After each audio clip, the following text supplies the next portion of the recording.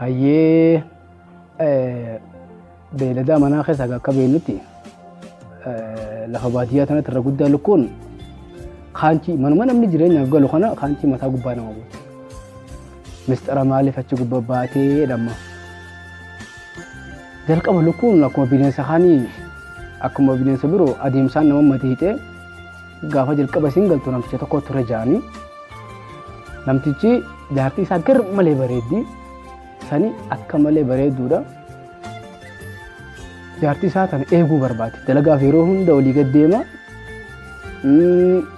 gizee inni rafu jaartii isaa tana akka namni suutatti isa boodaan dhiirtii biraa mooraa seentee jaartii tana nanne saree adurree yookiin bashoo fi lukkuu leenjifatee jira.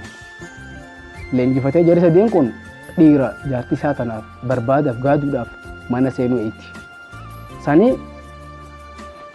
lukkuun kunis amma lukkuun hirriba waan guddattuuf yookiin waan taatuuf lukkuun tokko maal jennu basoo adurreedhaan ati siree jala seenii jennu. Siree jala huccuu wayii jala seente lukkuun adurreen lukkichaan ammoo ati algaa fuulee algaan isaa jiruun kaanchi gubbabee jennu dhokodhu bakka namni siin agarre. Kaanchi gubbabee sarichaan ammoo ati jalqaba gizee namni mooraa seenuu naa himta jennu. Sarichi jalqaba gizee namni mooraa seenuu hima.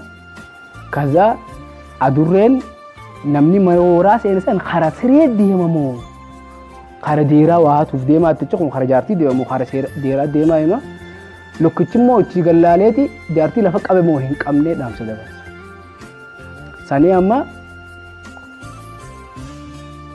akka carraa ta'e namtichi tokko deemaa dhufee deemaa gizee dhufu sareen dhaamsa isaanii dabarsee seenan jee sanii namticha ol seenee karaa algaa jaartii qaceeleensa.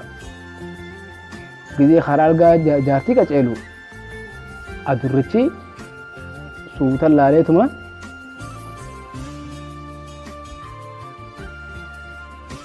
dhaamsa dabarsuu barbaadeemma adurree iyyiteemma maawu jetteemma lafa qabe jettee dhaamsa dabarsite lukkichi richiraa laaleetuma kuukuu gizee jiru sagalee isaa dhageessisee siree irratti lafa qabuu isaa hime. Gizee lafa qabuu eegalee sagalee dhageessisu namtichi yoom jeen gizee abbaa manaa yoom joon basoon maawu ammaawu lafa qabe jettee jaanii.